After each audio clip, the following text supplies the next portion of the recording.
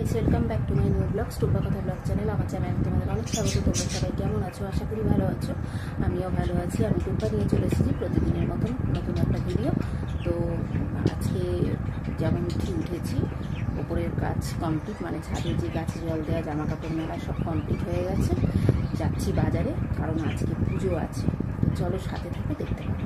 Guys, পুজোর জিনিসপত্র কিনে আনলাম, যেটুকু কিনেছি তোমাদের সাথে শেয়ার করব। তো চলো সাথে থাকো। তো গাইস, এই দেখো পুজোর বাজার কি কি এনেছি, অল্প করে এনেছি। এই যে আম, নারকোল, আর লিচু, খেজুর, শসা, আর এদিকে মিষ্টি আছে, মিষ্টি মালপো জিলিপি আছে একসাথে, আর এখানে পদ্ম ফুল আর রজনীর মালা আছে। দেখো গাইস, এই যে সাবু ভিজিয়ে রেখেছি, এটা লাঞ্চ করব, এটা পুজোর পর খাবো। তো গাইস, এবার বাড়ির কাজ করে উঠলাম বাজার থেকে এসে।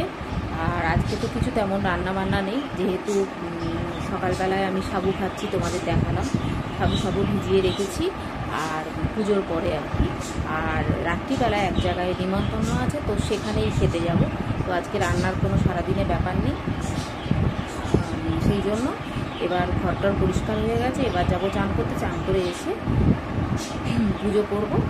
তোমাদের ভিডিওটা আজকে এখানে শেষ করব।